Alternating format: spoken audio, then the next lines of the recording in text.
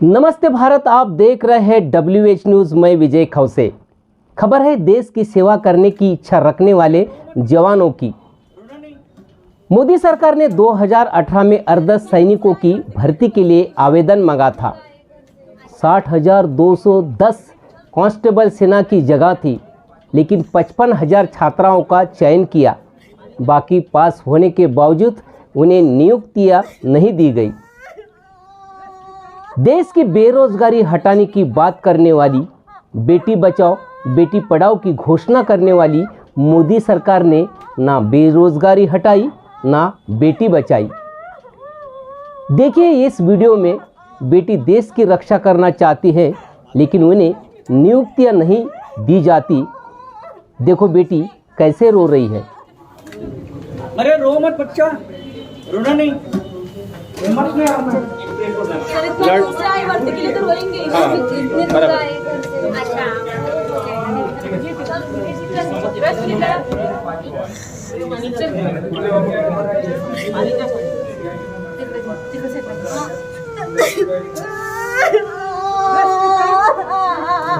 रश्मि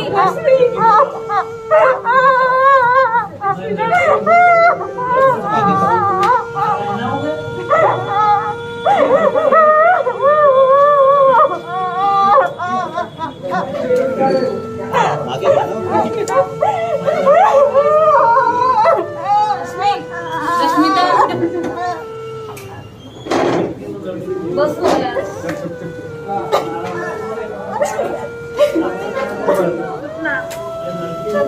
चल उधर लेके उधर लेके चल। चलो बेटा रो मत।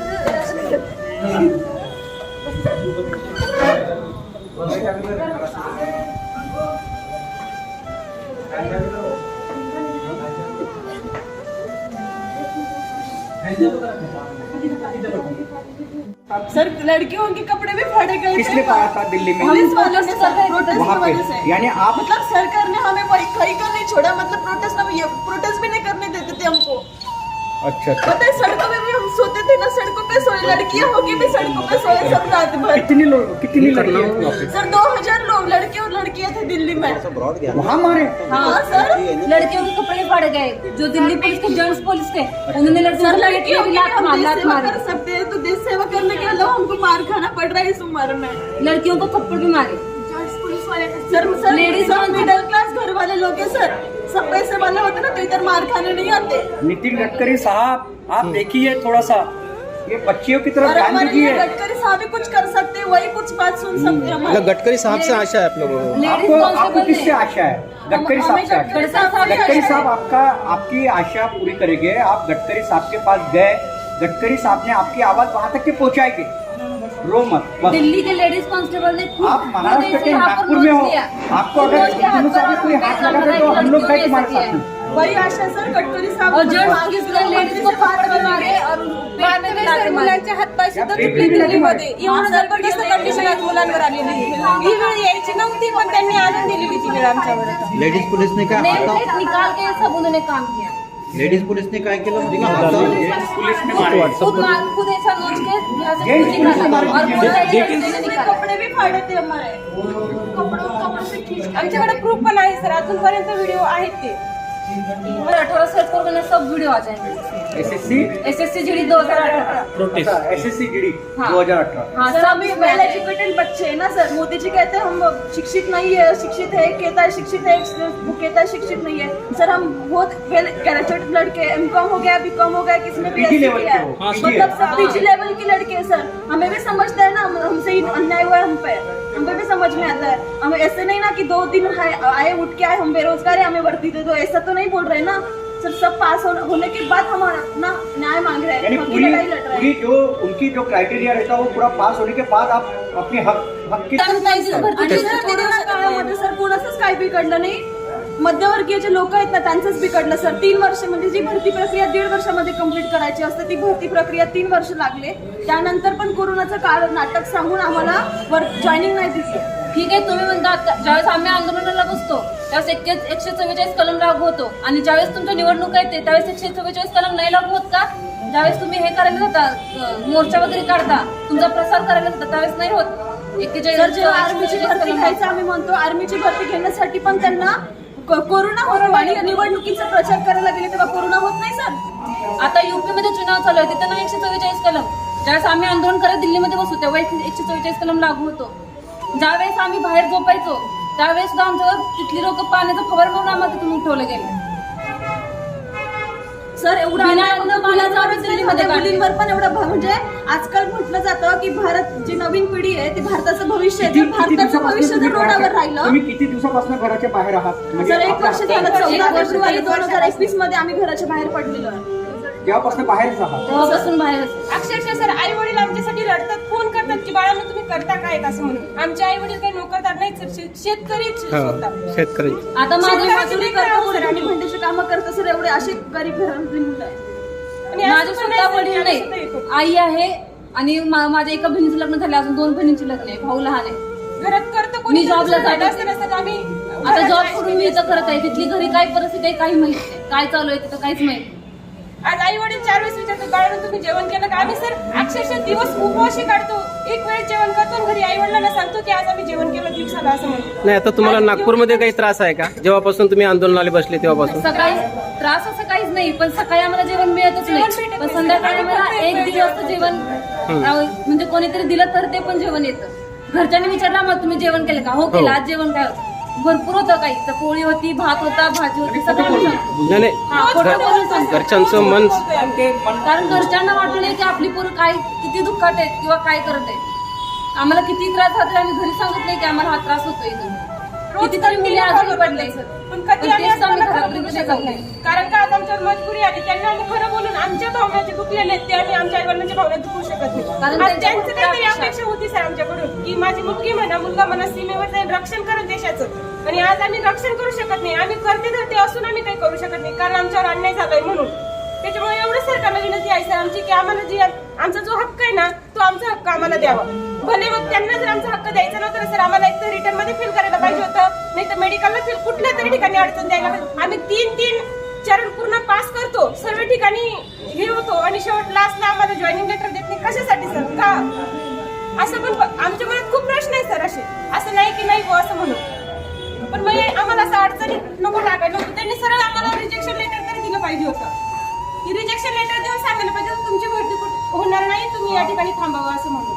पण त्यांनी तसं न करता आम्ही मेडिकल रिटर्न फिजिकल सर्व इव्हेंट पास केलेले आहे आणि आम्हाला आज या ठिकाणी रस्त्यावर झोपावं लागतं. रस्त्यावर भीक मागून आमची पोट म्हणजे आमचं उदरनिर्वाह रस्त्यावर करतोय. कशासाठी सर? आम्ही अनाडी आहोत का? नाही ना. अनाडी राहिलो असतं तर ती गोष्ट वेगळी असती. आम्ही शिक्षण वगैरे केलं नसतं तर वेगळं राहिलं असतं. आम्ही सर्व काही करून सुद्धा आज आम्हाला रस्त्यावर झोपावं लागतं, रस्त्यावर भीक मागून एक वेळचं पोट भरावं लागतंय. आता एवढी वाईट परिस्थिती आमच्यावर आली. आता आम्ही एक डबा करून भीक मागत आहोत आणि त्याच्यातून आम्ही दुकानामध्ये हे करत जातो आहोत. सर, दुकानांमध्ये जाऊन पान टपरीवरती जाऊन आम्ही म्हणतो आम्ही एसएससीचे कॅन्डिडेट आहोत आणि आंदोलन करतोय आम्ही, त्यासाठी तुम्ही आम्हाला मदत करा. 1 रुपया टाकतो सर, 1 रुपया. तर याला सगळं दोषी कोण आहे? सर केंद्र सरकारच या सगळ्यांना दोषी आहे सर. स्पष्टपणे सांगते केंद्र सरकार म्हणजे गुंगी पहिरी झाली आहे सरकार. आमच्या म्हणजे भावना त्यांच्यापर्यंत पोहोचत नाही सर अजून पण. सुना है ना, यह है हमारी विकसित भारत की बेरोजगार तस्वीर। अपने हक के लिए युवक युवतियों ने दिल्ली में आंदोलन किया। गृह मंत्री अमित शाह के पुलिस ने लाठियां चलाई।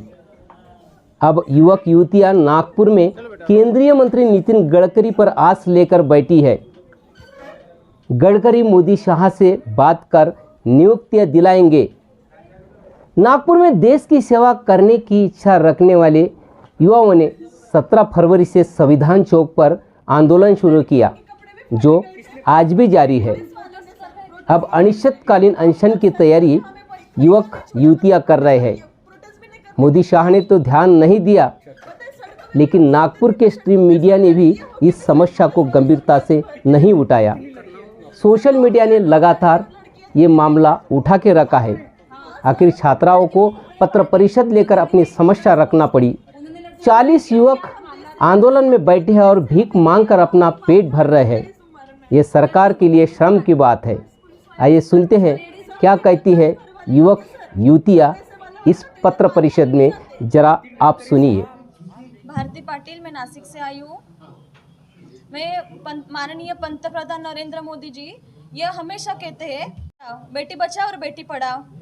मैं पंतप्रधान जी से यही कहना चाहती हूँ, साहब आप हमेशा बोलते हैं बेटी बचाओ और बेटी पढ़ाओ।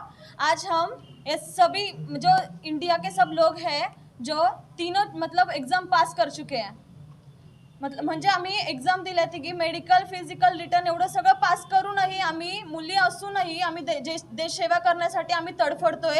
आम्ही 1 वर्षभर म्हणजे 13 महिने आम्ही दिल्लीच्या रस्त्यांवरती झोपलो, पोलिसांचा मार खाल्ला, पोलीस स्टेशन जे वय आमचं देशाची सेवा करण्याचं आहे त्या वयात आम्ही पोलीस स्टेशनमध्ये जातोय, पोलिसांचा मार खातोय, रस्त्यावर उतरतोय आणि त्यानंतरही आम्ही संसदेत आमचा मुद्दा उचलला गेला। आम्हाला संसदेत न्याय मिळत नाही, कुठेच न्याय मिळत नाही, त्याच्यामुळे आम्ही महाराष्ट्रात आम्हाला न्याय मिळवण्यासाठी आम्ही आलोय। महाराष्ट्रात पण आम्ही नितीन गडकरी साहेब आहेत त्यांनाही आम्ही 5-6 वेळेस त्यांची भेट घेतली। भेट घेतल्यानंतरही नितीन गडकरी साहेबांकडून आम्हाला 5-6 वेळेस फक्त आश्वासन भेटले, पण नितीन गडकरी साहेबांचा मी आभार मानते की त्यांनी माननीय आपले गृहमंत्री साहेब त्यांना निवेदन दिलं। निवेदन दिल्यानंतरही केंद्र सरकारने किंवा अमित शाह सरांनी आमचं कुठल्याही प्रकारे ठोसपणे प्रत्युत्तर दिलेलं नाहीये, कोणताही योग्य निर्णय आमच्या याच्यावरती घेतला गेलेला नाहीये। त्यामुळे आम्ही हे आंदोलन आता आम्ही 4 तारखेपासून नागपूरमध्ये संविधान चौकात आमरण उपोषण करत आहे। जोपर्यंत आम्हाला न्याय मिळत नाही, आम्हाला वर्दी भेटत नाही, तोपर्यंत आम्ही संविधान चौकात आमरण उपोषण करणार आहोत। आणि त्यानंतर मी अमित शाह सरांना मी एवढंच सांगू इच्छिते की साहेब आम्हाला देशसेवा करायची आहे, तुम्ही एवढंच लक्षात ठेवा की आम्हाला देशसेवा करायची, आम्हाला फक्त एक चान्स द्या। आणि तुम्हाला एवढंच सांगू इच्छिते की आम्ही लवकरात लवकर योग्य निर्णय घ्या। ह्या आंदोलनाला चुकीचं वळण लागण्याच्या आधी साहेब आम्हाला वर्दी द्या, देशसेवा करण्याचा एक चान्स द्या। जय हिंद, जय भारत। हमने सरकार से जवाब मांगा है कि हम पात्र होकर भी हमें नियुक्ति क्यों नहीं मिली गई, तो हम सरकार से हमने जवाब आता है कि आप पात्र नहीं है, ऐसा लेटर भी आता है और हमको रिजेक्ट किया जाता है। क्या कारण है रिजेक्ट करने का? सर सरकार बोलती है, पहली तो बात है कि हमने आपको जितने भी मीटिंग की सरकार के साथ, तो सरकार बोलती है कि हमारे पास पहले तो बजट नहीं है। दूसरी बात, जितने भी दिल्ली में जितने भी मंत्री हैं, मतलब महाराष्ट्र के जितने भी खासदार हैं या अदर स्टेट के जितने भी खासदार हैं, उन सब के पास हम चले गए। HMO PMO ये हमारे पास सब लेटर पड़े हुए हैं सर, उनसे हमने जवाब मांगा, लेकिन उन्होंने जब भी किसी भी मंत्री के पास गए तो वो सिर्फ हमें आश्वासन पे आश्वासन दे रहे हैं। अभी ये भी नहीं पता हमको कि उन्होंने हमें रिजेक्ट किया या हमको अंदर लिया। आप इतना लेटर देखो कि 1 साल से हम जितना भी प्रोटेस्ट कर रहे हैं उनके पास जा रहे हैं तो वो हमें सिर्फ आश्वासन दे रहे हैं। तो हमें इसका मतलब ये हमें कुछ समझ में नहीं आ रहा कि 1 साल से हम सिर्फ प्रोटेस्ट पे प्रोटेस्ट कर रहे हैं। जहाँ भी सरकार के पास जाओ वो आश्वासन देता है कि हाँ ठीक है आपका काम हो जाएगा। अगर हमारा काम करवाना है उनको तो सीधा डायरेक्टली कर दो, या नहीं कराना तो उतना ही बोल दो। अगर हमारा काम इतना आसान होता सर तो संसद में हमारी 2 बार आवाज़ नहीं उठती। संसद में एक पंजाब के गोयल सिंह है, उन्होंने हमारी आवाज़ संसद में उठाई थी। हमारी 2 बार संसद में आवाज़ उठी कि इनके बारे में, लेकिन अब तक उसका ही जवाब हमें कुछ मिला नहीं। यही हमसे। सर मैं बिहार जमुई डिस्ट्रिक्ट से हूँ सर। टॉप सिलेक्शन की सैनिक की परीक्षा आप पास हो चुके थे, लेकिन अभी आपको अघोषित यानी अपात्र ठहरा है, क्या बताओ? सर मतलब ये है कि इनका जो रवैया है कि जो सीट खाली है उन पे ये ज्वाइनिंग देना ही नहीं चाहते। इनका साफ कहना है कि हम उसके लिए अवेलेबल नहीं है। सर मेडिकल फिट होते हुए हम मेडिकल एग्ज़ाम फिजिकल और मेडिकल फिट होते हुए भी ये चाह रहे हैं कि हम मतलब ये चाह रहे हैं कि हम फिट नहीं है, उसके लिए योग नहीं रखते। तो इनका और क्या कैरेक्टेरिया है जो हम वो भी एग्ज़ाम दे, जिससे ये इनको प्रूव हो जाए कि हाँ हम उनके लिए उसके लिए अवेलेबल है।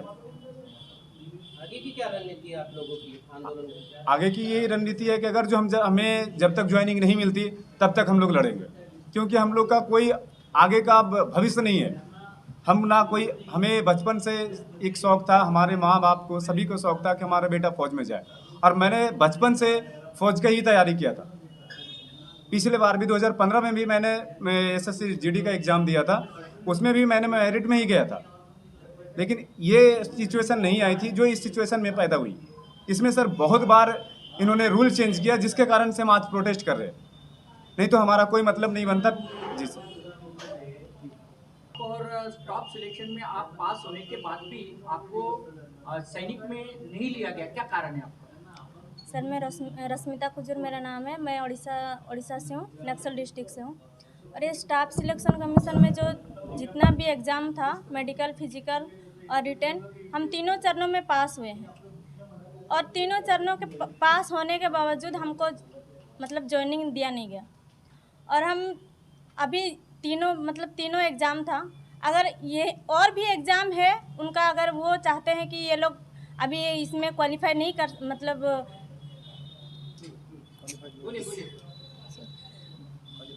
क्वालिफाइड नहीं हो सकते, तो और भी एग्ज़ाम है अगर, तो वो भी हम एग्ज़ाम देने के लिए तैयार हैं।